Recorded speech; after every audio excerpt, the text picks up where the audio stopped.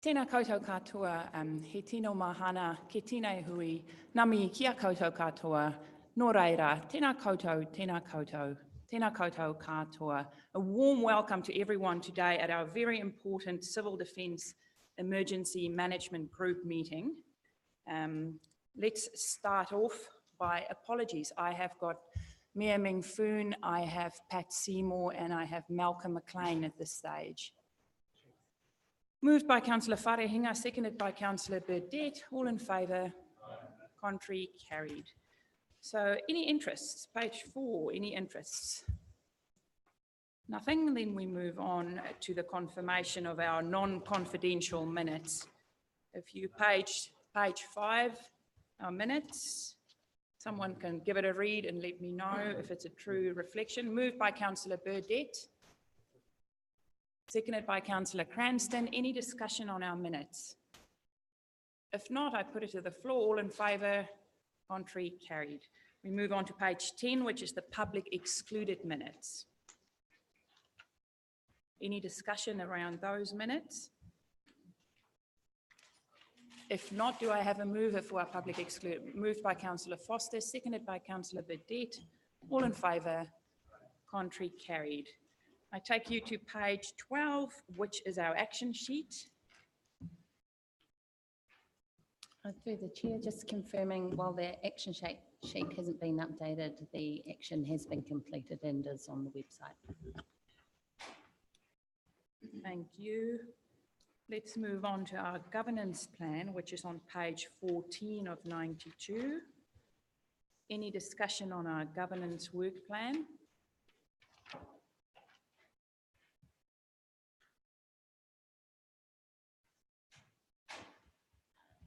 Decision 2 days before. Yeah. Okay, so then we move on. Any leave of absence? Welcome back, Councillor Finn.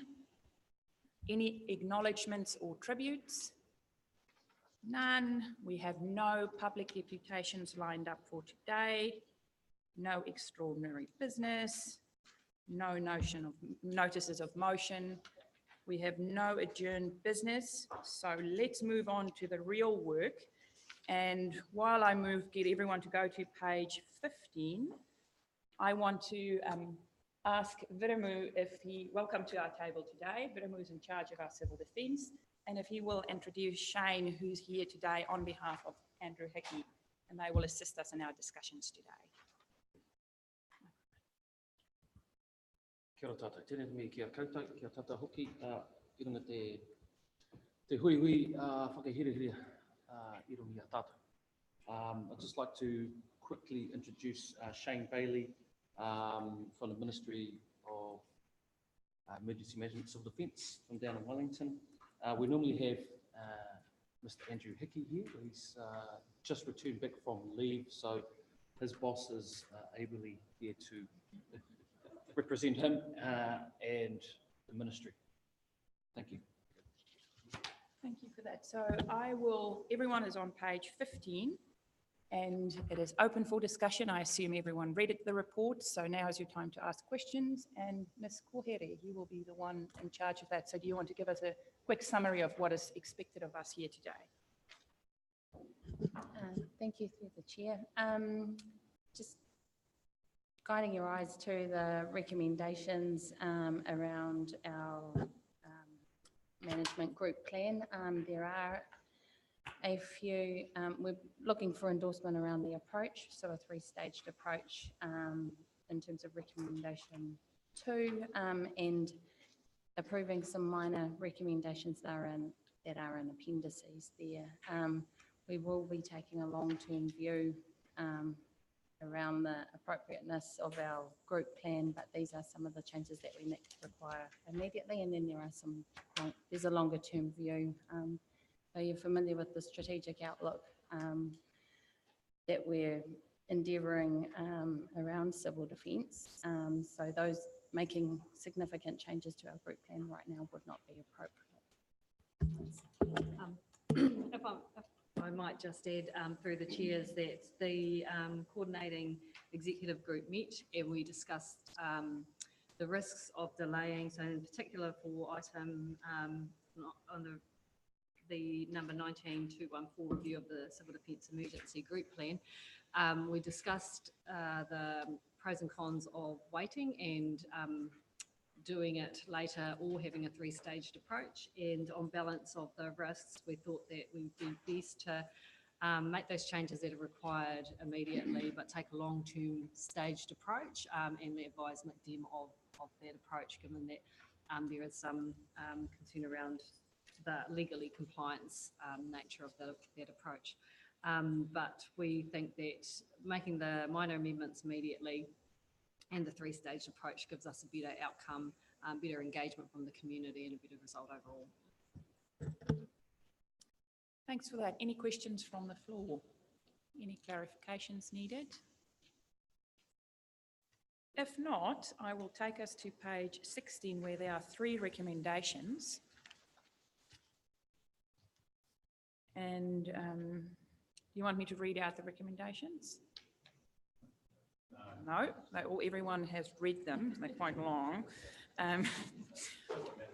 Yes, so do I have a move by Councillor Foster, seconded by Councillor Wilson? If there's no more discussion, all in favour, contrary, carried. Thank you. So now we move on to page 35, but I just want to alert you, there was an updated copy. It is report 19261, and the title of our paper is Civil Defence Emergency Management Group Key Position Appointments. So there was a handout on everyone's desk this morning, and that's just an updated version of what was online. So if you can just make sure you're on the right paper. Nadine. And through Madam Chair, just in terms of that handout, the only amendment is that I was forgotten from one of the reappointments under Group Recovery Manager, which had already had resolved to sometime last year. So that was just adding me back in there. Question, Councillor Foster. Thank you. Just when it comes to community link coordinators, how do you identify those people in those communities that, other than volunteering the position, what skill base are you looking for, and how do you identify the right people for those roles? Very good question. I'm happy to answer that. My short time here, the existing community coordinators have the following attributes. 1, they've got a mana in the community, so everyone is likely to follow them in times of stress. 2, they're available. Good majority of them have sufficient time during the day to contact me for whatever. They're trainable and they're willing. The third attribute that I've found in all of them so far is that they're all well motivated. When I'm looking for new area coordinators or wardens or managers that sit underneath them, those are the 3 attributes that I'm looking for. Councillor Thompson, just microphone.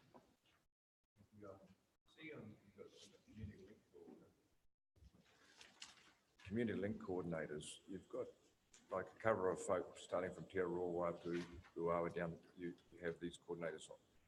Then you've got 2 out at Te Karakawai, Ormond and Waiku, that's sort of like a very similar zone. But there's a big, seems to be a big hole in the regions further out from there, Matawai, and the western regions of Tineroto and Pihiri and that, and I'm wondering, because in reality they are very, very subject to being cut off and isolated, and I'm just thinking maybe we haven't quite got that right yet. Thank you for that. I totally agree. It's not the perfect solution at this stage. If I use the analogy of gold, silver, and bronze plated solutions, we're probably looking at Kiwi gold at 4th. Trust me, I'm working on the problem. If you have a look at, you see Ormond there, Gary House and Fred Barwick. Now, just a small little success there in that we've managed to motivate Ormond Community Link out of hiatus since Cyclone Bowler. Please note that although they're under Community Link coordinators, Gary and Fred are actually probably more determined as managers of that area because they sit under the Gisborne Rural 2, I think, or maybe just Gisborne Rural Community Link coordination. If we had a whiteboard, I'd be able to show you. But in relation to Tiniroto and further afield, that's all on my to-do list. We do have a plan to try and reinvigorate those areas. Muriwai, Manatuki as well. Another area that I'm particularly concerned about is Whangara. We have engaged with the community there. We're just waiting for them to show a little bit of self-motivation and come back to us with what they want to do. Very similar with what we did in Ormond. So we're going to use the Ormond template on all these other areas that need a little bit more work, I should say. Does that answer your question? That's a work in progress. Absolutely, yeah. Councillor Wilson. Thank you, Madam Chair. Look, it's great that this is getting really well organised, and you, Nadine, you've taken hold of this and taken some responsibility for getting this sorted out. And this is a huge step. You're getting a lot of our staff trained, and that's tremendous. So, but my question's around, okay, at the very last page, you've got the next steps in the training that is going to take place for the controller. 101 training, is that the end of the training, or is there stages that carry on after that? And my also just my comment around this is that this is such an important issue in our district, and you can see with climate change issues may become more prevalent. Well, rather than wait for another civil defence meeting, it would be good to report back to council whether people have completed their training. So it's just a question around the training. Is there more training after this? I'll hand it over to Wiremu to respond to the training program overall, but just make a couple of comments in response. And thank you for recognising the efforts that have gone on. It's been a team approach to this. And certainly as you've seen you can see in the recommendations around how we're trying to rotate through the leadership team in council to be able to take up the alternative group controller roles should, and hopefully we don't have an emergency ever hit us. And so the approach Wiremu has taken has been to try and get as many trained up and skilled for a 3 rotation type shift. And one of the key things, and Shane may talk to this later, in terms of the training that controllers are having now is around the leadership skills. So you naturally find that in the teams that are leading the council generally. So it makes sense for us to tap into the resources that we currently have, especially because ultimately I'm responsible and you're responsible for this function that we have to deliver. So Wiremu, do you want to comment more on your training approach? Because training is definitely front of mind. It's completely embedded now into this organisation. Really good question. In my office, we now live under the umbrella of Plan, Train and Survive. You may have seen that through my report. Training and planning go hand in hand. My training plan is addressing the training needs that we have. When I turned up here, we had nothing organic in regards to controller training. I need to be careful what I say because I may get a slap from them here. But we've noticed that there is a vacuum of training for controllers at the national level. Now, they are addressing that, and that's good. But I'm not prepared to sit on my hands and let time go by and wait for the national level training establishment to address it. So in my training plan, we have a monthly forum, and we call it the Controllers 101, and that's exactly what it is. So we go back to basics, basic principles, first principles when it comes to emergency management, what I expect from our controllers in an emergency, and how they will run and manage a response going forward. Hand in hand with that, we have our monthly exercise series, which is a tabletop exercise, currently based on the magnitude 8.9, where we put our controllers through the scenario and I let them lead. So we've got the controllers 101 monthly. We've got the controllers that sit on our in our exercise series. The third tier to that is the controllers toolbox, which is run by McDem, and we will be trying to send as many as our alternate controllers down to Wellington for a 2-day seminar. And the fourth and fifth tier for that is the McDem sponsored response and recovery leadership course.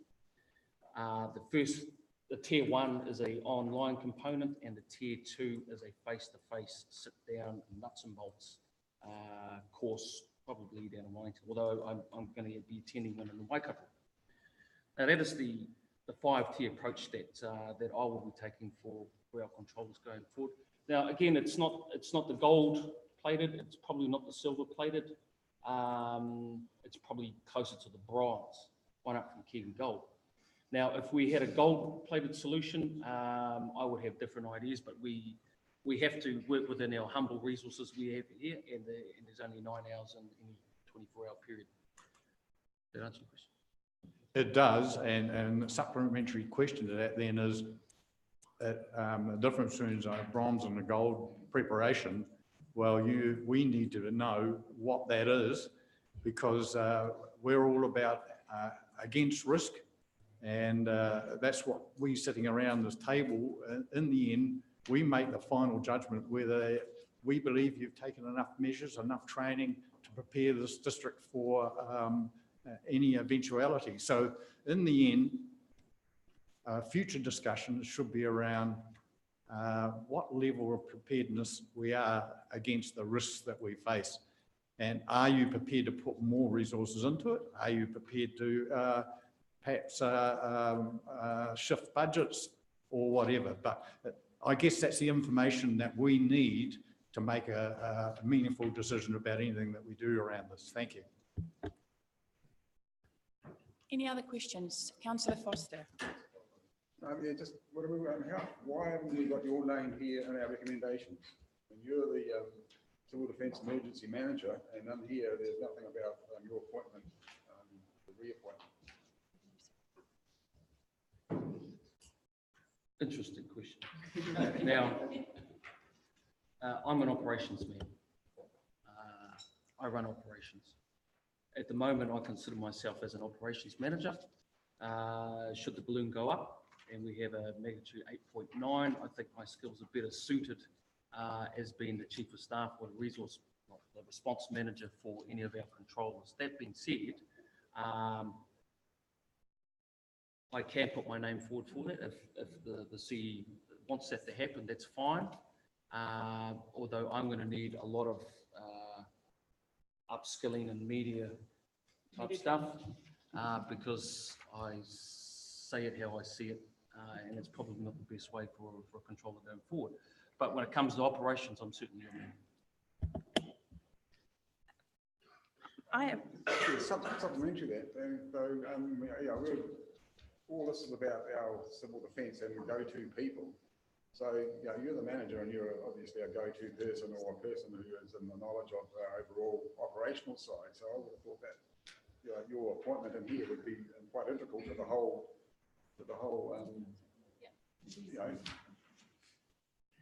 Through the chair, at the end of the day, it's entirely up to Wiremu whether he wants to put his name forward for this. We've spoken about whether he wanted to be a group controller, and if he wants to do it and feels that's where he should be, then I'm happy to support that. But at this stage, the view has been primarily sitting in actually running and helping support the efficient operation in case of emergency. But that could change. I just really, it's up to him whether he wants to stand up. Vital. I have one question. Mr. John Clark has served for a long time and he's indicating that he will step down. Is it a fair assumption that one of the alternate group controllers will be trained up, or is it a total open field when you need to fill that position? That's a question that I haven't put too much thought into. However, if at the moment my priority is to grow the pool. If there's somebody in that pool that is looking likely to be a suitable group controller, then we'll consider that, and I'll certainly talk to Nadine and other officers about that. I've got no one in mind as of today who would be the suitable replacement, but my priority is to train a bigger pool. Thank you. Councillor Dowsing. Thank you. This was just going back onto the questions around training. And in a later paper we've got today, it mentions that we require to train all GDC staff in order to have sufficient numbers of staff who are trained. It seems to me that we're appointing very much based on position in council with these appointments. And I believe that we've discussed whether this can be a position-based appointment or has to be specifically named in the past. My question really is, are we looking at a more sensible approach to ensure long-term training as an induction piece to a role instead of a training ad hoc? Yeah, yes, absolutely, Councillor Dowsing. So every staff that signs up to the contract at GDC has a requirement in there that they will make themselves available in the case of emergency. But what we haven't done is actually, brought them on that journey around what does that actually look like and what's the training in place to support you. So Whittamu's 292 approach, which is training all staff in emergency management response, supports that as we onboard people into the organisation too. And part of that, in the emergency centre itself, people have different roles, and actually what might be really good is next time we do run one of the pressure cooker sessions is to invite you along so you can observe how that's running, because people kind of go into roles. You might be in a planning area or you might be in a response area, and it's usually where they feel that they can add value, where their skill sets align in there, and then they get trained in what an emergency situation is like. So induction is it's definitely embedding that into our approach, but we hadn't done that before either. So these are all new initiatives that we're putting in place. Councillor Akawata Brown. Thank you. I'm really, as Councillor Wilson's noted, it's great we're I guess getting all our ducks in a row and the processes and all the work that is happening in this, so thank you. But I just aware of the community itself, the information to everyday citizens in the space of civil defence. How much work is in that space of, we know we've got community link people who are known in their communities, but I'm just sitting here wondering if a civil defence emergency was to happen in our region, how prepared would you say our region is? I'm thinking about community engaged people that know exactly what they should be doing. I know we have nationwide campaigns to get people to get their kits together, get water, batteries, all of that. But would you say that we need to do some more work in the space of the community? Are they as engaged in the knowledge of civil defence? Is that work a part of this as well?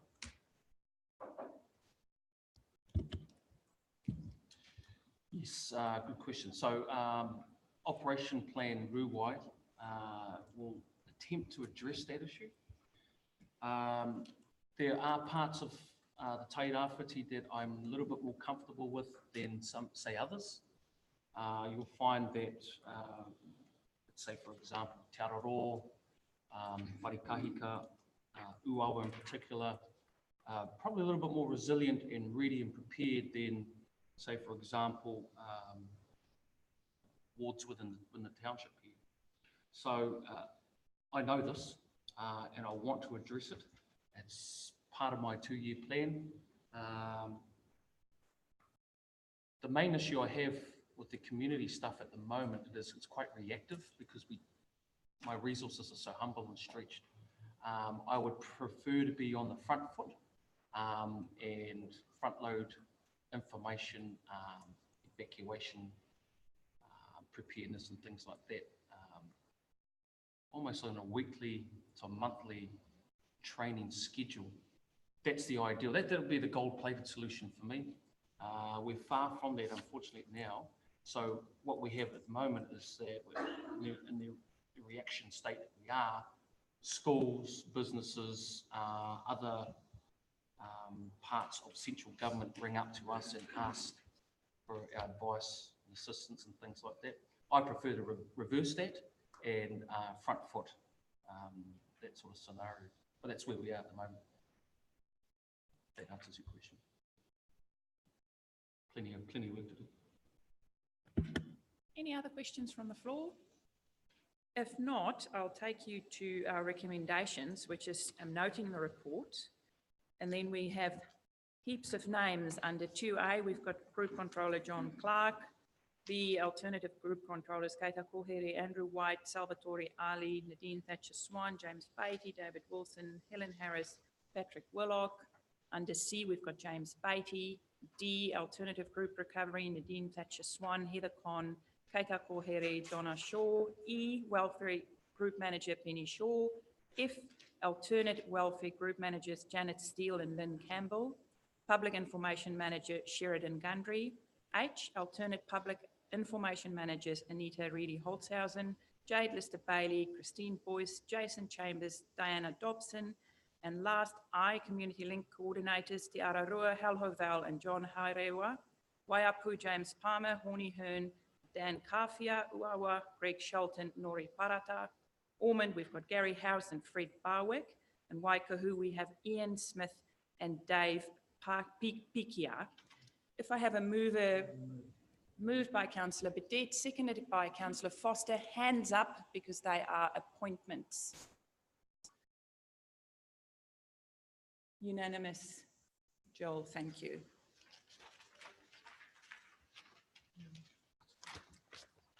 Councillors, we move on to page 40 on my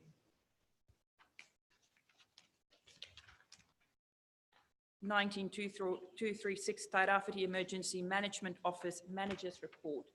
Mr. Tamati, the floor is yours if you just want to give us a quick update on your report. And you can take it as read. Yeah.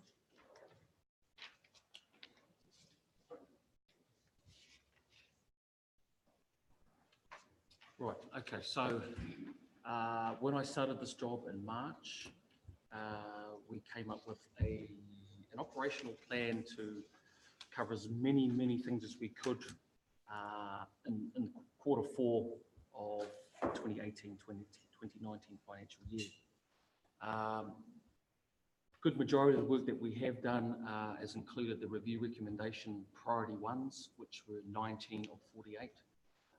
And of course, the bedrock of everything we do in TMO is your group plan, the CDM group plan, of which there's about 38 objectives that I need to achieve up until 2021. Currently, I've achieved 13 out of the 38, and I'm currently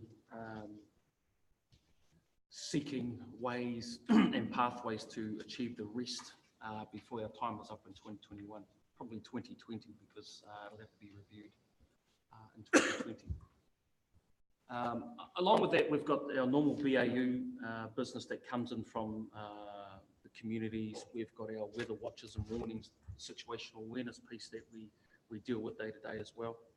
And between the three of us, we are pretty busy. If I could put a stamp on the Q4, out of the 19 review recommendations, we're looking pretty good for about 15 to 16 of them. I'm struggling to achieve the full 19 of the priority one review recommendations, just simply because of time and resources, really. That aside, so it's pretty good. I mean, we've done pretty well. I'm quite proud of my staff there. They've really knuckled down and they see the vision that I've set. But in regards to the group plan objectives, it's a bit of a struggle. And again, I just need to find pathways to get through to that. Another thing that I'm trying to impress on council is my new operational plan that supersedes the Q4. That will encompass all the work that I'm going to be doing for the next 2 years. It is draft and is a living document, and I call it Operation Plan Ruwai. Ruwai is a Māori name, is another Māori name, probably more Ngāti Porou name, for a tsunami. The reason I've gone for that is because before us is, you may have already read it, before us is a scenario that is quite horrific. And I think we're best placed to put a plan together across all of council to, again, plan, train and survive. My plan is very rudimentary. There are building blocks in there, but the thing that really needs to be the cornerstone of everything I do going forward will be the resilience plan. Now, the resilience plan will be a document that should be held, in my eyes, with my CDM eyes on, right up there with the seeding group plan. In fact, I'd probably go as far to say that when we redo the seeding group plan, the bedrock for that should be the resilience plan. The resilience plan should see us through a magnitude 8.9, because there'd be a whole lot of tasks that drop out of that will ensure our survivability as communities. So that plan is basically started this Q1, and will go through to 2020. Now, I realise you've all read that plan. If there are any questions in regards to that, please let me know. Any questions from the floor?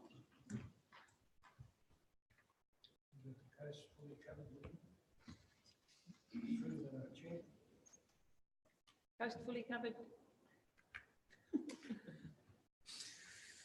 No. No. Councillor Foster and then Councillor Cranston. Yeah, just in this report, it states that there is a 8.9 emergency and a tsunami alert and everything, that we are, as a region, nationally, are not going to be significant. Is that purely, well, why is that? Okay, so I've been to a number of East Coast Lab think tanks, brainstorms, seminars, and they're basing, pretty much basing the East Coast Lab existence against the 8.9, a credible threat to Te Rāwhiti, all the way down to Wellington and Tauranga as well, up to the north. We're looking at a significant event in Wellington. We've been advised that a good majority of the national resources will be taken there. The seat of power, and just to add on to that, it's been discussed that Lower Hutt in the Hutt Valley could have hundreds of thousands of residents stuck, because the scenario suggests that the roads in and out of the Hutt Valley are gone, completely gone, and will take some time to get those lifelines going. Further to that, we have the Hawke's Bay, which is going to suffer to the same extent as us, although they have a bigger population and they have a greater landmass as well, and their lifelines are going to be severely affected. And then you have us up here, the population we have, and the lifelines coming into us as well will be severely affected. So the ability for, let's say, a fleet of Unimog trucks to come from Linton or Auckland or Wairau to come through on our roads is going to be a massive challenge. And of course, the New Zealand Defence Force is pretty humble in its own resources. So it was discussed in forum that we really need to be pretty open and honest about where we sit here as a territorial authority, and we probably need to be looking at being self-reliant for a couple of weeks. To add on to that, potentially the first assistance that we see on a national disaster like this, maybe from international aid, considering that we're on the eastern Cape of the North Island, potentially aid from the Australians and the Americans. From what I'm aware, there's a standing memorandum of understanding with those countries to assist in times of need, and they could be the very first ones that come to our shores. So I'd just like to impress that I think we need to plan for these sorts of things, and we need to be self-reliant and self-sufficient for a period. If there is a rupture of the subduction zone, you know, all earthquakes in the past have had a centre, and there's been a centre of the area that is hit most, and outside of that is relatively untouched. So are you saying that if there's an eruption on the subduction zone, it is going to, that whole area, the whole east coast is going to be the centre? Or, I mean, you know, I'm just trying to get my head around why we are not a priority when, you know, it could be that this region is the centre point of a rupture, which all indications in the past have identified that. So I'm not quite sure why Wellington or the Hutt Valley, because of their population, is going to, you know, I mean, it's all hypothetical, but you know, you've got to take these things into consideration because, like I said, you know, all earthquakes have a centre, and I could answer that question. You hit the nail on the head with your hypothetical. Now, I'm no geologist. I'm no expert in earthquakes, but I was under the full understanding that during the East Coast Lab seminars that the subduction zone and the scenario that we are using as the cornerstone, the centre is just off the Hawke's Bay, a place called Prongaho. Now, the reason why they've used that place there for the scenario is because that part of the subduction zone is stuck. Now, I need to be careful, I'm no expert, but from what I understand, the subduction zone is cut into pieces. You've got pieces that move and are free flowing, and the subduction happens relatively easily. You get the slow slips, and then you've got parts of the subduction zone that are stuck because the friction has built up.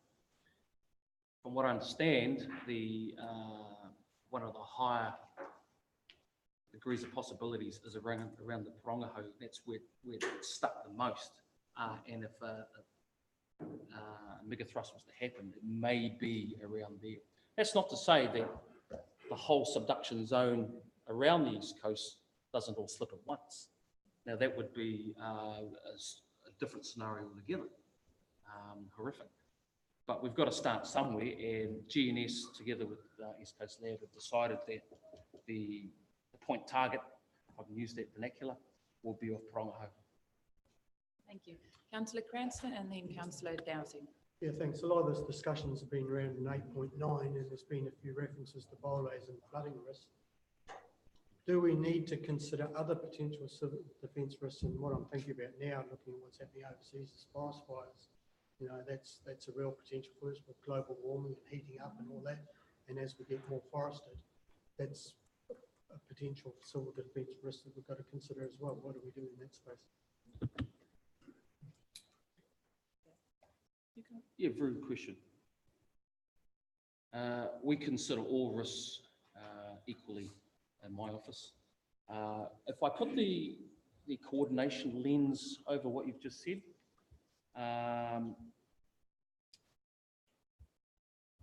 if we use the 8.9 as the scenario to work off and plan off, and we put the coordination piece over it, that would probably be the scenario to work off, because coordination that I'm working on will be at the most stress. So if you, in my humble opinion, if you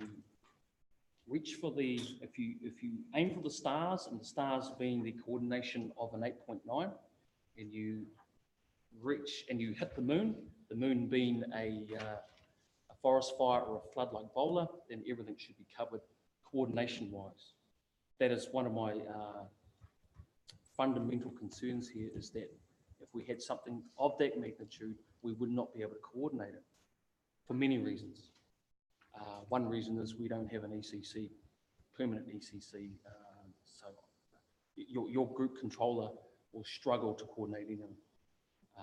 I will completely struggle to establish an ECC in this room because it's going to take me 3 to 4 hours. So straight away, I'm behind the curve for establishment in the first phase of an initiation of an 8.9 forest fire, whatever. So that's front of mind for us here. Like I say,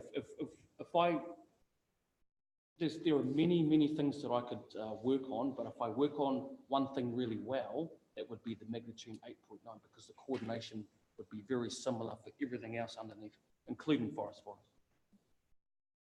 Councillor Dowsing. Thank you. You began at the start with discussions around resilience planning, you believe being the most important, and that's sort of twofold, right? That's preparedness that you're talking about now, that would go through any type of event, but also I would imagine that there'd be a lot of capital projects that would fall out of planning for resilience, and it may not be council capital projects, but things like community recognising the need for personal water storage, for example, through water tanks, whatever it may be.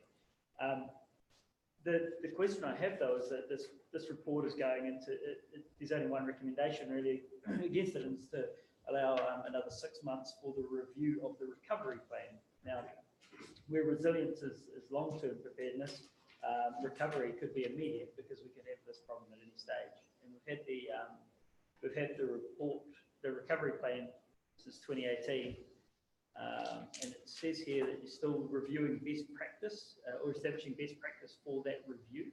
How is that going? Have you established best practice to review it? And is it just a matter of now applying that best practice, or are we still trying to establish best practice? Yeah, I can answer that question. Andrew Hickey's not here, is aware of the situation, and he is currently preparing a checklist, if I can use that term, so that we can measure the draft recovery plan. Now, there's no one in my team that is an expert in recovery. I don't know if there's anyone in GDC that's expert for recovery. If there is, put their hands up and they can come see me. So, we've got a recovery plan that's in draft that needs to be ratified before all of you, right?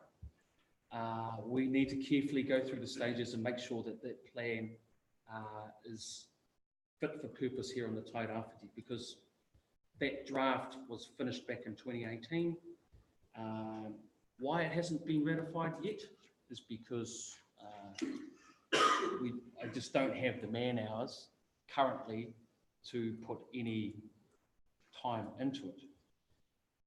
It is really a matter of prioritisation, and I'm not saying that recovery is a low priority. It is a priority, but it needs to fit in place with everything else that we have on our table. Now, just further with your resilience comment, again, plan, train and survive is all under the umbrella of the resilience plan. It's a very important document. When you talk about assets within the community and maybe assets that GDC have or have not, that resilience plan must look at the survivability of our lifelines. Now, I know there's already been a survey of sorts into the survivability, but I don't know if that has a civil defence lens on it. I don't know if it has a coordination lens on it. There's a lot of unknowns for me. Secondly, a very important lifeline that has been exposed in the discussion with the fuel and generator plan is we do not, in Gisborne or anywhere in the Tairāwhiti, have a plan for ship to shore refuelling. Now, we must bear in mind that in an 8.9, with all our lifelines gone, no internet, no power, all the roads gone, how are we going to get fuel into here? Now, part of that resilience plan that we speak of, we'll be looking into it. Sorry. Is that not part of a recovery plan, not part of a resilience plan? Recovery being the stage after the event when we're trying to manage fuel supply and that kind of thing. Is that not what we have a report on that needs review? Well, the recovery phase, how long is the piece of string? Now, you will only get to the recovery transition period by the amount of work and planning and training that you do in the preliminary phase of any emergency. So that would be before HR or D-Day, whatever you want to call it, would be the hour, the minute, the day that emergency happens.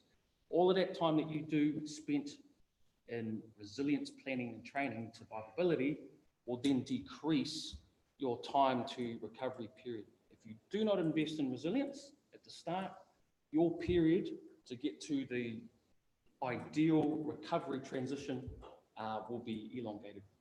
Yeah, I guess supplementary, and my concern is only that resilience is highly long-term and should be a constant, ongoing state of preparedness, whereas recovery is something that has a lot of set planning stages, and it's things like fuel supply, it's things like medical supplies into region, it's all of the things that we may actually need tomorrow if there was an event, and we have a report that's sitting in draft and needs to be reviewed to be fit for purpose for region, and I think it's important that that gets done.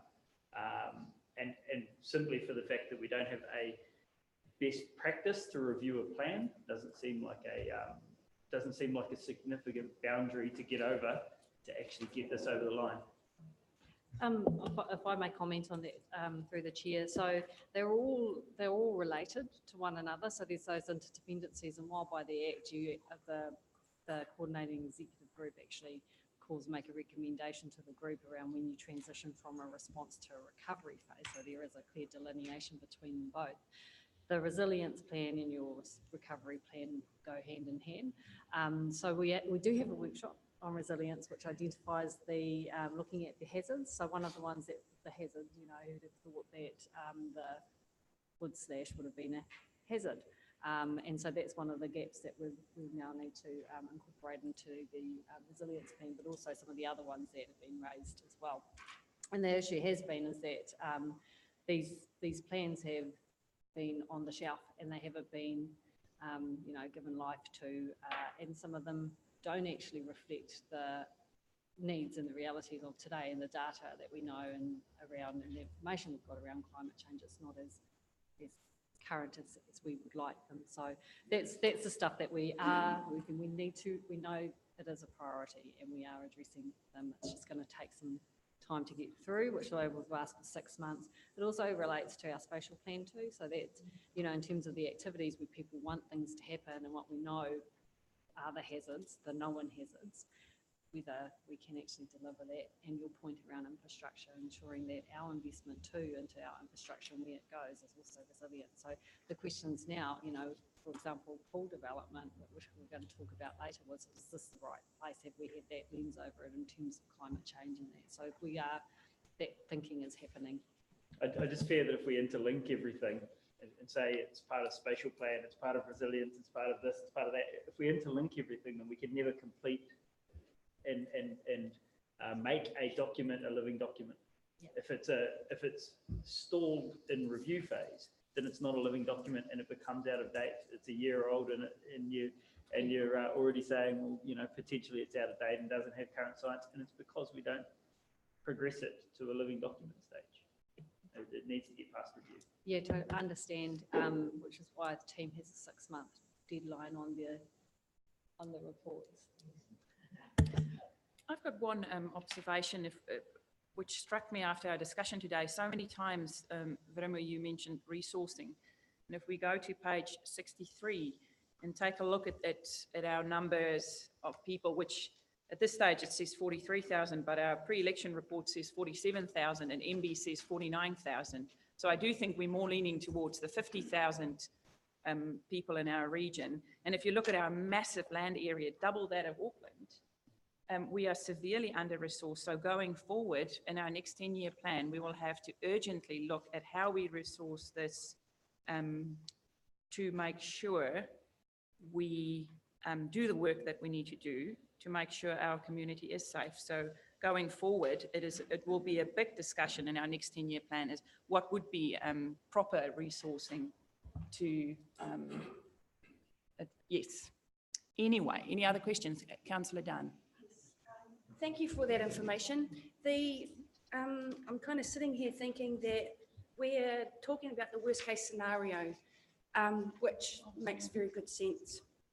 And is the best way to plan for that worst case scenario with a whole lot of potential scenarios under it.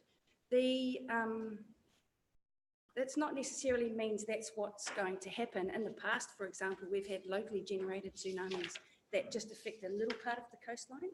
And the good thing about that is while the worst case scenario,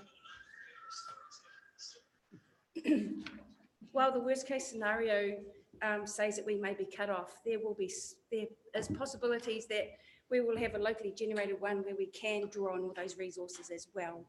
So it is, I support the planning for the worst case scenario, and but also it may be the worst case scenario, but I don't know what the probability around that is versus a locally generated one of Ruatoria, for example. So it is a tricky one, and I like your approach of going for the worst case, knowing that that's going to cover off all of these other examples of what may happen. I'm thinking in particular of the 1947 Tatapodi tsunami that just affected that area. Councillor Akuata Brown. Thank you, Madam Chair. I was just looking at a list of all the apocalyptic movies because I was thinking here we are in a meeting discussing worst case scenarios, and I'd hate for us to leave going, well, that was lovely. We dusted off that, and we've met that current need in respect to our role here. I was wondering, again, following on from my community engaged space and some of what we've talked about resourcing today, what is the role of it? We've seen as civic leaders in the space of our role in decision making for our region. And so some people would expect of us as in that role to have quite a substantial knowledge of all things to do with civil defence emergencies. And I was just thinking along the lines of also our contacts, the people groups we interface with as such. Is this something that we could be using ourselves more so, resource in the networks and the neighbourhoods and the communities in this region that we as individuals engage with? Is there more we could be doing or be seen to be doing? As you say, there are portions of our community we just know the concept of having a container with water, a torch, and all those factors is a big ask. So should we be then looking at schools, upping our survival kit space, having that in storage somewhere? I know they've got to keep checking the food doesn't expire, all of those factors, but we are asking a portion of our region who don't have day-to-day sufficiencies, let alone having a survival kit. So is there more we could be doing as in our role? But also I'm just thinking, what movie is this? In the sense that you're giving us a whole lot of information, high risk, big time, and I don't want it to be seen that we've done this and we move on. If it's a constant we should be thinking about, so we don't get to that end of days, oh, we had that meeting. So yeah. I enjoy those movies as well. Asked that same question to 10,000 people that died in Japan in 2011, or 250,000 people, whatever the horrendous figure was in the Indonesian earthquakes. They probably wouldn't agree with the movie analogy. However, we do have resources online on our council page. Under the CDM part of the page there's a whole list of things to do, what to prepare for, what to put into their preparedness kit, where to go to for evacuations and things like that. So that's a pretty good start. That's runs on board straight away. If you want to give any more information, the McDem page also has some very useful information, or just give them our number and we can always talk. We're very open to school visits. In fact, Paul Stewart's doing a school visit right now. Oh, there we go. So that's an example. Hopefully that answers your question. Yes, what I'm saying is that we are tended to be quite an apathetic bunch when it comes to things. And as you say, we go into a very reactive rather than responding. So in our readiness, I guess there's a lot more needing to just heads up. I mean, I don't know how often we have a citywide emergency practice. They did the alerts through the phones in respect to, testing technology and its use in these spaces. But we're needing to just be a little bit more sensitive to changing climate stuff, but also the reality is with global trends, what we're seeing, just heads up people. So how often are we messaging that? Not to put fear, because we are planning for, the good things as well, but the balance of making sure our apathetic, kind of relaxed, kind of, we're just doing life here, is just quietly aware that something, an earthquake, or, could happen. So, yeah, keeping that in check, I guess. Thanks. We certainly don't want to induce fear. I do have a plan to get through all of this. It just needs to be resourced and encouraged, I guess. Thank you. I think we've thrashed this out quite well. Any other questions from the floor?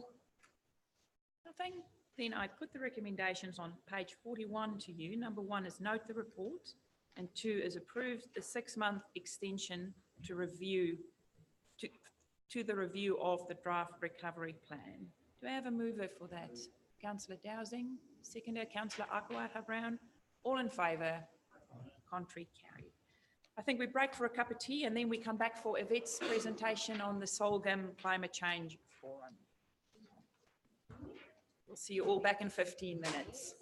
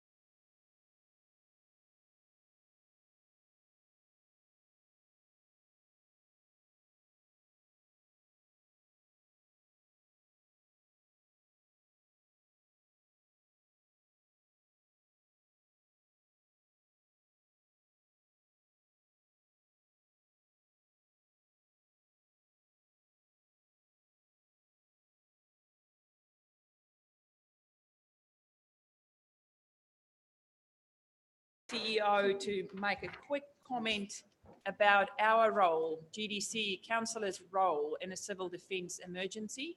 And then we're going to move on to the lovely Yvette, who is going to discuss with us what goes on this colourful page. Nadine. Thank you through the chair. I think it just, one of the questions that came out up previously was around, so what's council elected members' role in the case where there is a state of emergency. And actually the attachment that's on page 21 of your agenda actually outlines what your specific functions are and your powers in a state of emergency. And so this group is fundamental in terms of approving the plans that we come up with. So you'd actually kind of need to know what's in those plans. And so what we would like to do once they're finalised, as we work through the community, is present them, and so that you've got a really good working knowledge of how they operate. In those plans, they also define the specific roles and responsibilities of individuals that will be tasked, like the group controller, what happens when you transition from response to recovery in the group, and the response managers. But essentially, you're responsible for approving those plans, and it's the mayor or his or her delegate that's would be responsible to declare a state of emergency. Once that happens, our civil defence response team kicks in. So in the case of a state of emergency, all powers get handed over to the group controller. So I don't have any powers. It's all over to who that person has been designated to. And then there are processes that are put in place, which and protocols which outline who's to talk to the media, who's to update councillors when that will happen. So your role in that process is really about getting the information that comes from the central point, and being knowledgeable about what's happening in those instances. And in some cases where you've seen where there has been an emergency, sometimes the mayor does become the front speaking person. It really just depends as to how the group controller wants things to roll. So you really don't have a specific part to play in an emergency of the operations, apart from knowing and knowledge and understanding where we're at as we track through, and other than the statutory stuff that's outlined in that agenda. But what we're going to be doing, or what DEM is going to be rolling out, is an induction process for induction session for elected members as part of the new triennial. So we'll have new people across the country joining councils, and so that's an initiative, and we'll take up that once we know some dates. Right, thank you. So now Yvette.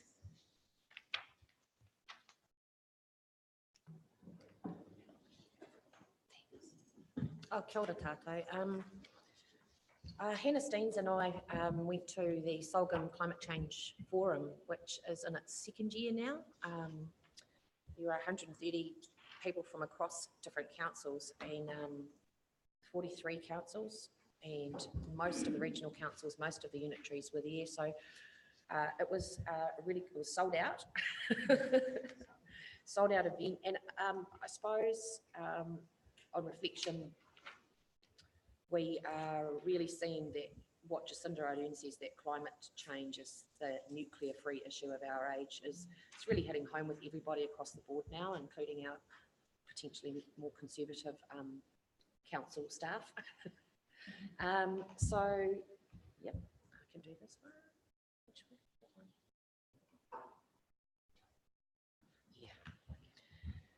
Yeah. The guts of it really was around the focus for councils was around adaptation, which is how are we going to respond to climate change.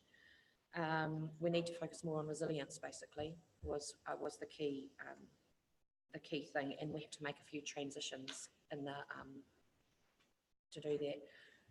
I suppose that this is a quote that was sort of said at the forum, and that kind of made sense to me a lot. So I'll let you dwell on that one. Yeah, so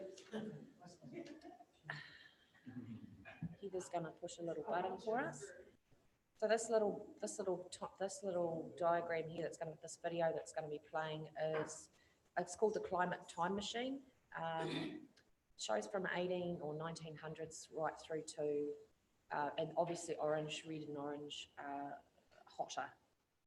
So you can see, can't see where we're up to. Oh, you're up to 1944. And as you can see over time, this is based on real data from NASA. So it's NASA's Climate Time Machine, it's not mine. It's temperature. Yeah. So yeah, we're it's happening. Let's just put it that way. And there was no question. There wasn't even any debate at the forum about, oh, climate change, is it happening? Is it not? It was just a given. You know, it was pretty much accepted. This is happening, with some caveats on that a bit later on. Yeah. So the latest report, if you look at the graph on the left, it shows, the blue part shows up to 2017 data, which shows we've kind of had a 1 degree rise since before the Industrial Revolution. It's been going up, you can see there, and then the question becomes, the uncertainty becomes as you progress further out, because, and we'll talk about a bit more about that, but the guts of it is that the scientists agree there is high confidence from the latest IPCC report that we will get to 1.5 degrees. It's when, and it's projected it'll be between 2030 and 2052. So we are going to see that scale of rise. We're going up at 0.2 degrees every decade, roughly, on estimation. And that could be, at any time, could be significantly increased as well, depending on lots of, which I'm sure you're all aware of that. It depends on our emissions pathways, really, ultimately. Yep. Yep. Yep, absolutely. There'll be tipping points and stuff like that, but this is just a generic sort of overview. So the need to be proactive, because she's going to keep pushing it, and then we'll go boom, boom, boom, boom, boom, boom. I'll just keep going.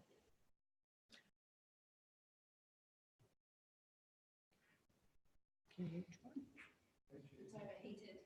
Something to do with the video. Just a question, Yvette, while we're doing Are you that. pointing it? Yeah, I'm happy to take questions. Just a question while you're doing that. Has there been any monitoring of the amount and the intensity of cyclones and tornadoes all around the world over, say, a 10-year period? And has it been graphed? Has it has increased? Because obviously the effect is the weather pattern with the temperature, isn't it? And potential sea level rise. So the way that I like to look at it is global warming. So you get a temperature rise, and then you have a subsequent impact, which the most important one I think is sea level rise as a result of that temperature, but also other things that cause cyclones, such as they are noting that some regions climate change is not manifesting evenly across the globe. So we haven't been as affected to date so much, but other areas are, and they are suggesting that there will be climate refugees in the near future. There'll be parts of, you saw the red on the map, that we will be seeing people moving out of those regions in large numbers, and New Zealand looks like a pretty good destination for those people possibly. And yes, does that answer your question? Yeah. The mapping, there's a whole bunch of mapping. There's so much evidence out there of things changing. This graph shows you, it's kind of a global picture. It's from the latest IPCC report, which was about if we get to 1.5 or 3 degrees, what does it look like? And this graph up here on the screen shows you, along the left axis, you've got a 1 degree rise in temperature, a 1.5 degree and a 2 degree. You already see we're already in the 1.5, that grey band that runs through the middle. We're already in that state. If you look at the right-hand side, it shows you the key, which is what does the colours mean. You've got basically the hotter the colour, the higher the risk. So if you look where we are now, coral reefs are already in trouble. Coastal flooding is already improving. There's little H's and M's down the side of each thing as well, and that's like how much confidence do we have that it's going to happen. So it's high confidence, medium confidence, very high confidence. So you can see that yeah. So it's, Significant colours on that Arctic region, but more pointed to us as the Antarctic region. yeah, So it'd be quite different colours for Antarctic. sorry, I think the colours would be quite different for Antarctic. I don't know. Yep, I mean, they're right, like the swords are all happening up top there, don't they? yes, yes, it is, yeah, yeah. But the,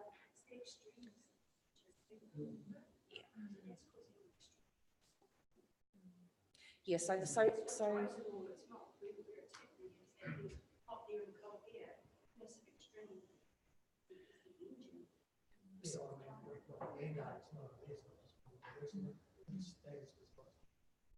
yeah, so no one's going to be able to escape from climate change. This is a global thing. We're all in it together, basically. It's, yeah, so it is. And I did want to indicate that there was a real sense of urgency around the table amongst all, I mean, these are people across councils who are coming from very different perspectives, asset engineers, planners, those in environmental spaces, and there was just a real sense of urgency around this and a desire to actually, we've got to get on and do something now. The Interim Climate Change Commission chair was there, reporting and was indicating, and subsequently they have released their reports on agriculture and electricity sectors and what the recommendations that the government needs to do to focus on those two sectors. You can find them online, a very interesting read.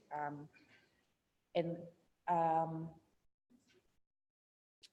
key point was that the response is urgent, and like all prudent managers of public resources, usually we take, and this is common across all councils, we take a just-in-time approach. We don't spend money well in advance of things unless, you know, the risk is demonstrated to be high. But the purpose of this slide is to really show that actually the risk is high.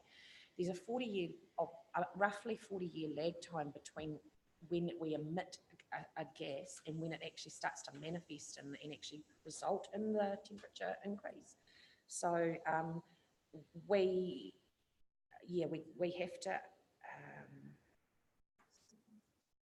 the actions that we take now are going to be, what have I written here, will take decades to actually work, because even if you stopped climate change, even if you stopped emitting all greenhouse gases now, there's 40 years worth of built up stuff in the atmosphere that's got to come out. And so that is why the young people are really concerned about this, because it's going to be them, because a lot of us won't be around to see that 40 years. Sorry to tell you. Doom and gloom, eh? Although I did hear an interesting fact that the children born today, scientists are suggesting that this generation being born right now is going to be the first generation that will live to 200. So, yeah. Glad I'm not born today then. Yeah. Well done, Graham. I was waiting for it. Yeah. So the councils, we as councils are already experiencing the impacts. This is a really interesting, it really struck me actually, these two slides. This guy from Tasman, he got this information from the New Zealand Insurance Council website.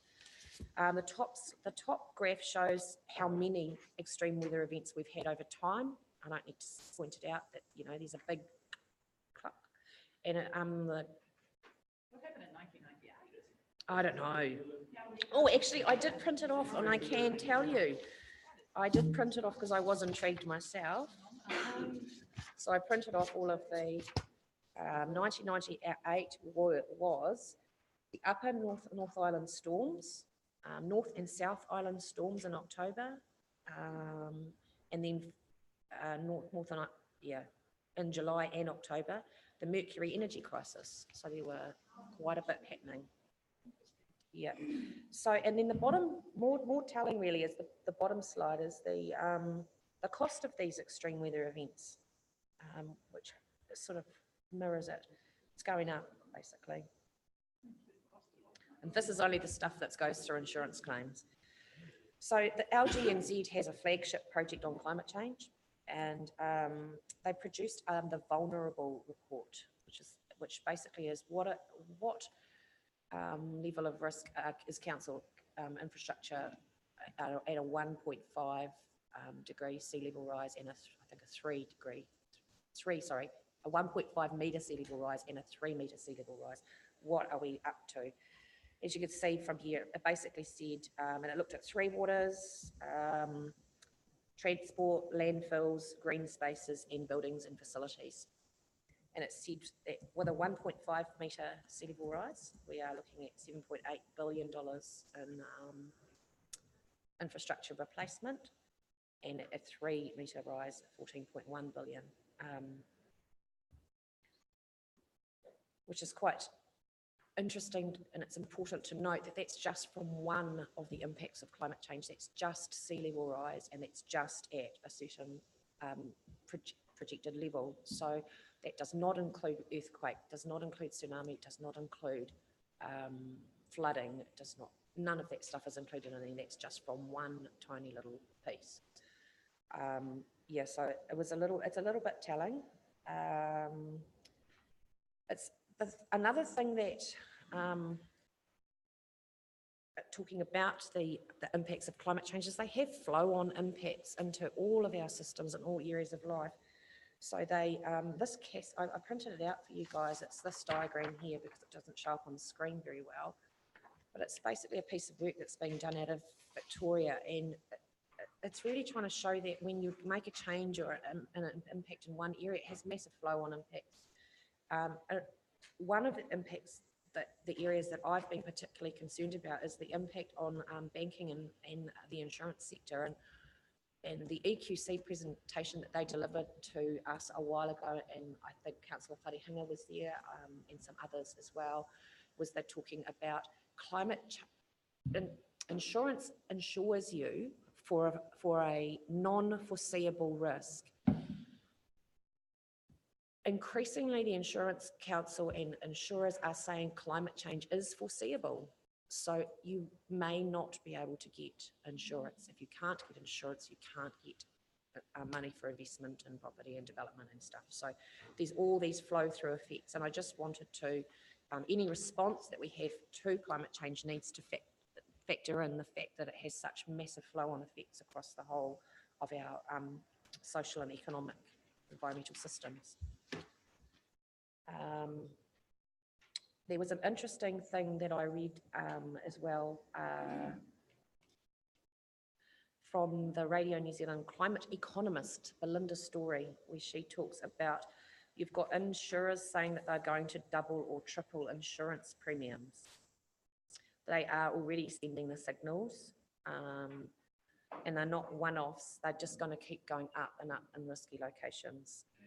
There are already locations that are finding it difficult to get insurance, and it's going to continue and spread. So, yeah. Does that include things like flood? I mean, how do you connect flood to climate change? Yeah, and that's one of the tricky things that EQC did talk about in their presentation. Yeah. Yeah, it's tricky. Yeah, yeah. It's going to be borne out in courts, I would imagine.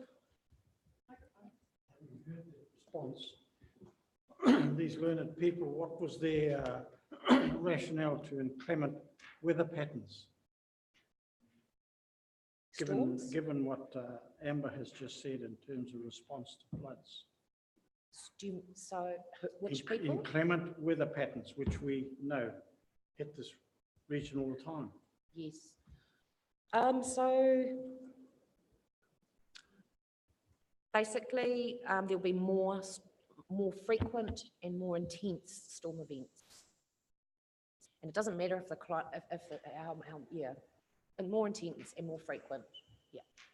There's only a medium level of confidence in that storm, because a storm is a result of a whole bunch of other things happening. Whereas sea level rise, there's a high degree of confidence in that. Temperature rise, there's a high degree of confidence in that. But then those two things then go on to cause all of these other things like storms, heavy rainfall. So the further away from that temperature parameter that you get, the less confidence there is in it happening, or when it's going to happen, basically. The other side of it that I did want to talk about, I'm just having a look. I'm going to talk about it a little bit more in the next couple of slides, is around uncertainty. That's the next transition that we have to make away. So we need to be more proactive. But the second next slide is that we need to deal with uncertainty in a different way. Before you launch into that, can I just make a comment around the insurance? That's going to be a very interesting one.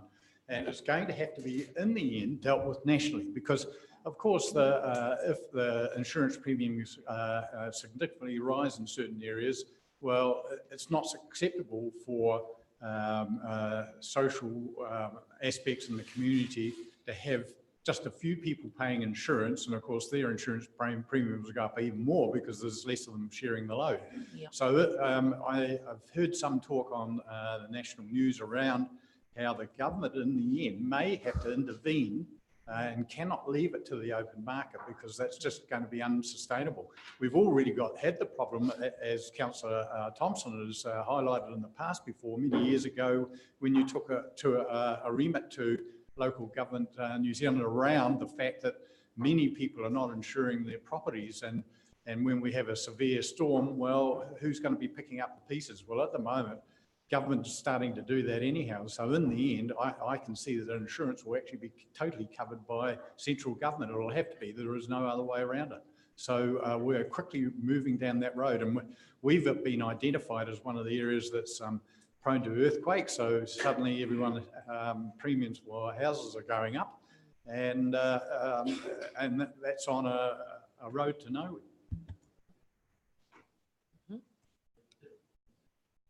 Yeah, in supporting that, the difficulties in engaging with your insurance companies during Christchurch, for example, means that you've got a massive false sense of security in having insurance, and it makes it almost worthless at the current pricing.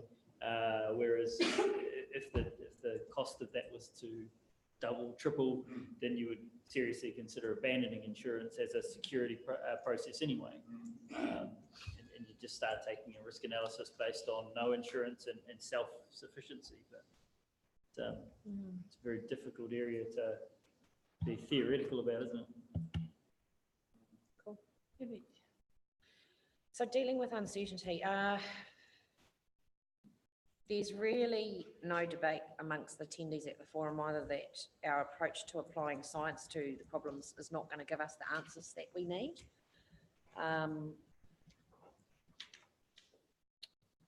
The previous graph, back.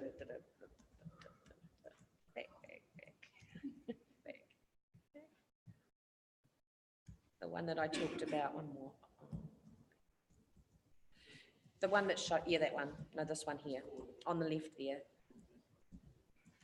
That one there shows that there's not much uncertainty up to, the mid-century, but then after that, we actually get into a period of really deep uncertainty. There's actually, who knows? It will depend on the emissions trajectory, and that's what you might have all heard, that the IPCC has, has generally usually 4 emissions trajectories, which depends on how much we can reduce our greenhouse gases. But so the bottom line for us, though, is that we've been working on this for years, and we just need to accept that climate change is an unknown beast, and we are never going to, the impacts of it are going to be unknowable in the medium to long term because of the interaction between our mitigation efforts, which is reducing global greenhouse gases, and our adaptation efforts. They're just so intertwined. How much and how soon we can reduce those emissions will have an absolutely direct impact on how fast and how far we have to go to adapt to climate change. You can't separate the two out. You need to move away from expecting certainty as a basis for decisions. It's a really scary place to be in. We're used to being able to go to a report and get a consultant to tell us this is the answer. This is just not going to be the case with climate change. It's too much of a moving feast. And so it means taking a risk-based approach, which I know a few of you in the room are hot on anyway. The second part of it too, it's really tricky for you as councillors and for us, is that It means you have to have the courage to engage with communities on issues and their solutions that where we don't have the answer. We can't go to the community with the answer. You have to go to them with options and have that ongoing dialogue with them. And that's tricky. That's tricky for councils. I understand that. One of the so all of the doom and gloom. Here's something that might be quite positive. So, emerging best practice in this area about how to deal with the risks is this concept called dynamic adaptive pathways planning. It's basically the typical planning or policy cycle on steroids. And yeah, it's just basically it is taking decisions, having a raft of options available to you at all time that might be short-term solutions, medium-term solutions, and long-term solutions, and testing as you go. So some of you will be quite familiar with that. If identifying trigger points where you take a certain pathway, take a certain action, get to a point and something triggers you that's not working. So then you move on to another option, another solution. So it's not going too far down the track with irreversible decisions. And it's it's acting in the short term with the long term in mind. Yeah. And I think that was one of the things that the latest coastal hazard guidelines from the MFE uses this method if you wanted to have a look at that too. So there'll be more about that in the future. This is just a little taster. The last thing I think that was really super important that came out of this is that it's really important to adopt a bipartisan approach to this. We're all in it together. And, you know, that cascading diagram shows that when we make one impact flows on to have other impacts. We have to work across all sectors and agencies, layers of government and communities of interest, probably in a way that we haven't before necessarily in any broad sort of sense. We need to take a long-term approach. Yep. And I would suggest that a real merging of ways of knowing, for want of a better word, Western science and particularly Mātauranga Māori will be a really useful way. There's some really cool stuff emerging out of the space of Māori research that shows how traditional knowledge has been applied to some of these things, which is they've got hundreds of years of oral records of some of these events happening, which may not have been recorded in the way that Western science is used to, but they still have high value and are important to helping us move forward with this stuff. Yeah, and having community. I suppose the key thing here is that there's going to be significant change, and so we're going to have to keep up with it, as Darwin says. If we want to be, if we want to survive, we're going to have to keep up and put some significant changes forward. So what are people doing? What do we have to do? So I just thought I'd do a quick overview of the statutory stuff in this space as well, just so that you can see how it relates to the CDM group. So you're all aware of the Climate Change Response Amendment Bill that's going through. It'll establish the Climate Change Commission, and they will have powers, him and the Minister will have powers to direct councils, provide councils guidance on how to take action on adaptation and mitigation. That's a wait and see. However, the CDM Act is clearer on what the responsibilities of this group are, and it's really clearly out and enshrined in the CDM Act. And I'll read it to you. It's to improve and promote the sustainable management of hazards in a way that contributes to the social, economic, cultural and environmental well-being and the safety of the public, and also to the protection of property, and to encourage and enable communities to achieve acceptable levels of risks, including identifying, assessing and managing risks, consulting and communicating about risks, and identifying and implementing cost-effective risk reduction. And you have a direct responsibility in the Act to push towards achieving those things. The LGA, I did want to point out that, you know, the change that has happened, the restoration of the purpose of local government to promote the social, economic, environmental and cultural well-being of communities does mean a broader focus as well. It's not just about infrastructure and services anymore. And again, as per the cascading loops diagram, this will intersect with many parts of our activities. And it does indicate an expanded council role in this space as well. Another thing that I wanted to talk about was the Resource Management Act, because this surprised me actually. Wasn't aware that there were at least 19 court challenges to council decisions currently underway on adaptation matters. So if the the legal challenges are typically heard before the Environment Court, but it's important to note that the council and is going to have to take a little slightly probably more of a notice of national directions, particularly the New Zealand Coastal Policy Statement, which is quite different. It came in 2010, but it's really only bedding in now with the decisions that are coming out through the courts. Consents for residential development, some council decisions have been overturned basically on the grounds that they were subject to coastal hazards. So the law is moving in this way anyway, so we are going to have to, that's in the reduction space, and land use planning and zoning space. So there's a whole bunch of stuff happening in there. I was concerned and will need to look more into what council's legal liability actually is in some of these cases where we have allowed a development to go ahead and there is a subsequent now an impact from climate change. I'm sure you are all aware of the Matata situation, which is just happening where the council is trying to, what is called managed retreat. And that is going to, we need to really seriously look at that. Matata is in Bay of Plenty, yeah. And so we are going to have to start looking at that side of things too. There was an international conference just recently in New York that was talking about managed retreat as well, so that information will start to flow down to us soon. So there's a whole bunch of stuff that we can do, and these are just the typical government policy, government tools. We can do research and data like emissions inventories, which you've already signed up to do. We have policy and regulations such as land use planning, leadership and advocacy, such as declarations of climate emergencies.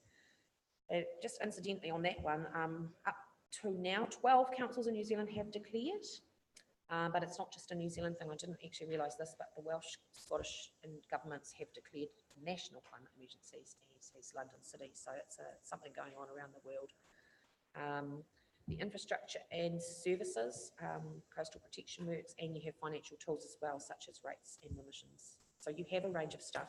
And why I'm talking about that is to show you in the next slide what another council is doing across all of these things. And we chose the Hawke's Bay because they have a neighbour. They're not Auckland, so they don't have billions. Yeah. Now they have a very, very interesting test. They're really working at some cutting edge stuff. They have done, this is what they've done in sort of research and data. They've had a really good coastal hazard risk assessment program for many years that we're kind of following as well. They are doing, done a strategy. They have electric first vehicle procurement policies, and they have done really good community resilience planning at a local level. So they're going around and they've got really localised resilience plans to help their communities get through. They have rules to restrict development. They have declared a climate emergency, and they are also advocating directly to the minister to have greenhouse gas emissions included as something on a risk that you can consider on a resource consent. They are doing a range of infrastructure. As you can see by the picture, they kind of need something to stop that beach encroaching. But the area that I suppose I wanted to mention, which is very new, is what they're doing in the incentives space. The Hawke's Bay Seeding Group, which is just like you guys, they have all of the 5 councils in it, 4 councils, the regional and then the 3 district councils. And they have identified an option, because they're really concerned about the cost of climate change adaptation, specifically going forward. They have put forward to their respective councils to consider a contributory fund to adapt to climate change. And the proposal that's been put forward is that it be about 1% of rates from each of the partner councils. That would pull in about $3.5 million a year. And that would be used to fund stuff around adaptation so they can actually start responding. It's got a long way to go, so I don't want to, I don't want to step anyone in trouble or anything. It's, as I said, it's just from their joint committee or their CDM group. It's got to go through the 3 individual councils yet. Yeah. The key, why I wanted to raise it though, was the key is that they are recognising that they need to invest in adaptation. They actually need to have a formal response of some kind. So that's one of the ways they propose to do it. And that's me. Thank you. Great, Any thank you, Yvette. questions? Very interesting report. Just use your microphone. Everyone is a climate change champion in the space of this. I just thinking in a funded space as one of the actions that was talked about. I just was interested. Councillor Thompson and then Councillor Dunn has moved the report. I'll second the report. Councillor Thompson. Right, I just follow up on a presentation we had at rural and provincial meetings with a litigation lawyer. He spoke to the crew, and I think it's relevant that I bring it up now. And he spoke about liability for the decisions we make, also around climate change, and it was briefly mentioned there. But he suggested that under the rules, we should be able to identify to a developer or whatever that there could be an issue down the track with climate change, and so long as that developer signs a statement of acceptance on that he understands that there should be no problems, and he went through it and according to the Bill of Rights that we have, and he spoke very eloquently and he spoke very intelligently, and then when he finished speaking, he says, but, and you just knew what was coming, and he said, there's always some, and he said, I'm a middle-aged lawyer and I've been around a while, and I don't like young lawyers who want to make names for themselves, but one will always pop up and he'll challenge the decision that you made back then, and on points of law that you cannot abdicate your responsibilities by asking people to sign waivers. That is abdicating your responsibility. And maybe a young judge wanting to make his name will agree with him. And once it becomes case law, it becomes a torrent. It becomes a flow because everybody will be in on it. And so he said, basically, you have to bear all that in mind. Under the existing, you might say, sign this waiver and we'll let it through. And he said, and in that case, you could actually be personally liable. There could be some very personal liabilities come through. So it's something that we're going to have to really consider from here forward, going forward, on decisions we make. And he also suggested that's the same with the spending of public money. It's not just how we spend public money. If we go and spend a whole lot of public money on an area where it gets washed away in 10, 15 years, the same effects could be held accountable. So, because they will claim that you knew this was a possibility down the track. So it was a very interesting presentation. I don't know if it's held in rural and provincial, and I don't know that they keep recorded copies of them, but it would be good for you all to see. Thank you for that. Councillor Dowsing. Thank you. I'm sure we all have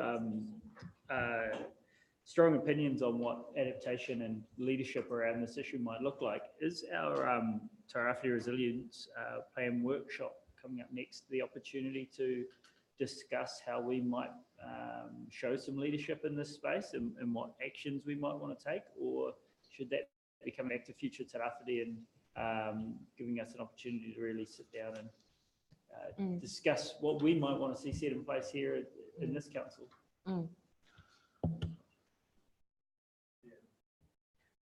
let's have that discussion at that workshop and decide where it sits. Yeah. I think what we want to do is get a community perspective as well. Yes, you do need to show leadership. That's absolutely without a doubt, one of the, yeah. I'm not questioning whether getting community input is valuable or not. I'm saying when do we get an opportunity to put in our input? Is it in this next shop, or do we need to schedule something for future Te Rāwhiti to put our leadership in place?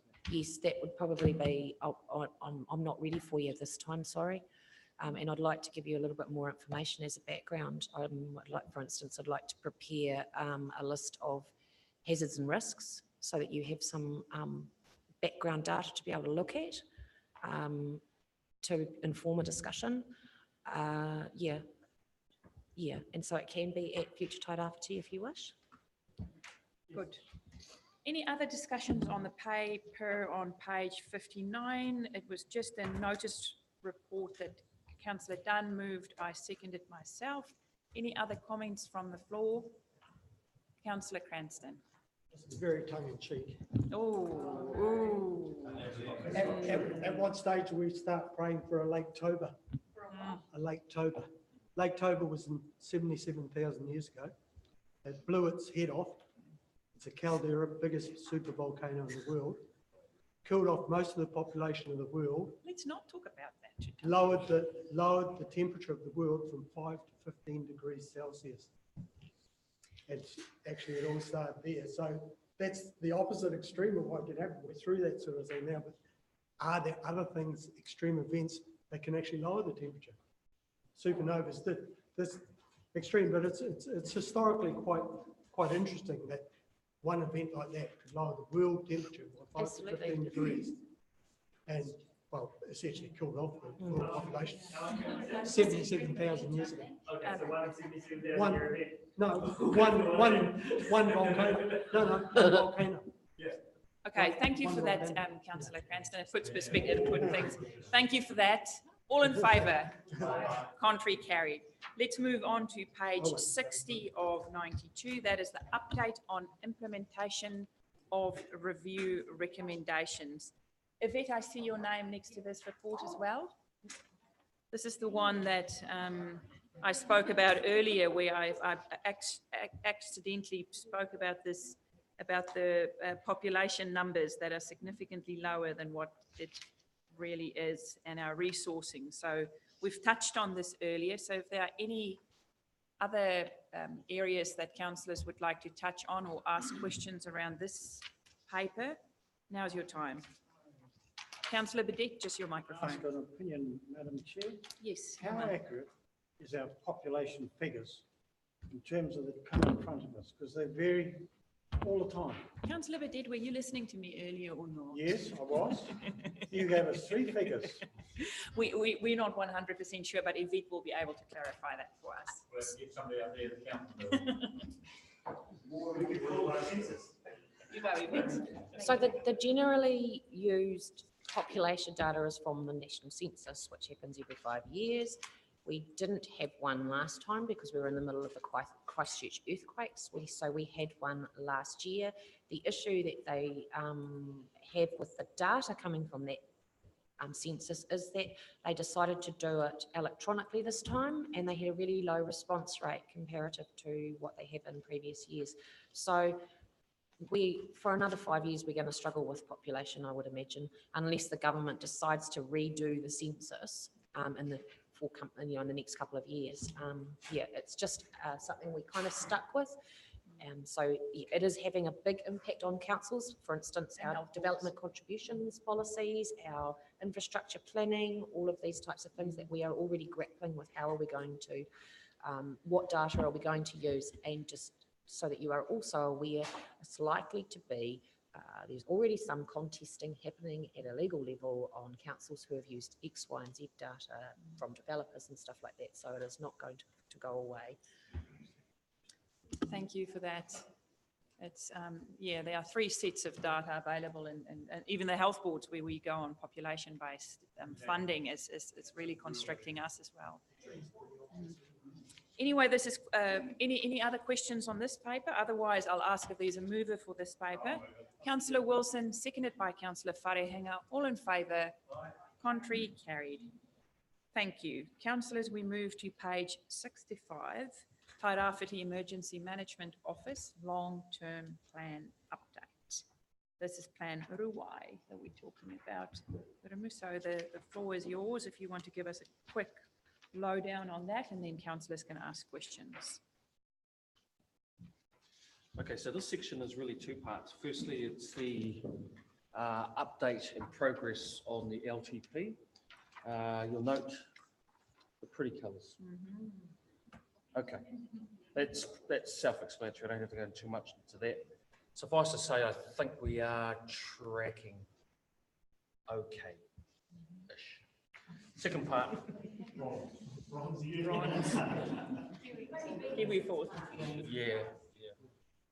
I set high standards for the team, so, and they do pretty well too. The second part is the Op Ruwai, which we've sort of already touched on. All I'm really asking for from the group today is just to acknowledge that we do have before us a calamity that most scientists agree is quite credible, but we can mitigate against it. It's not all doom and gloom like Yvette's one.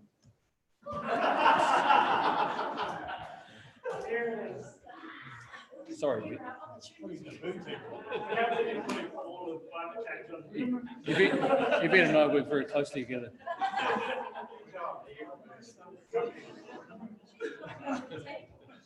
We can mitigate it, and Op Ruwai is a draft concept, which is living, breathing concept, living, breathing plan that I want the group to just acknowledge its existence, and that is the way forward.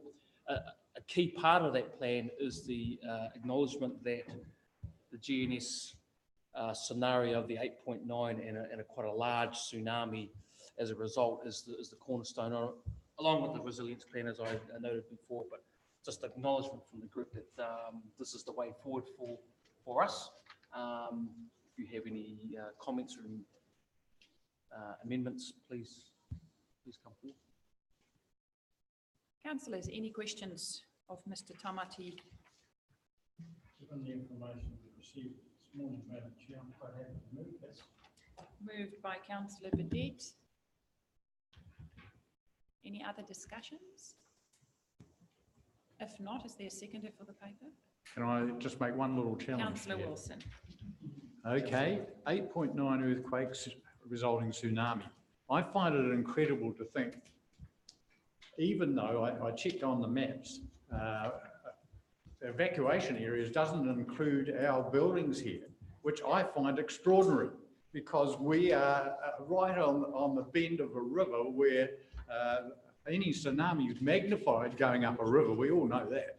And I just find it incredible that we actually have our civil defence headquarters right in that, to me, at an at-risk zone, but it's not featured in that map there. So I'm just challenging you to give me comfort that you believe that in a tsunami generated by an 8.9 earthquake is not going to take out our command centre.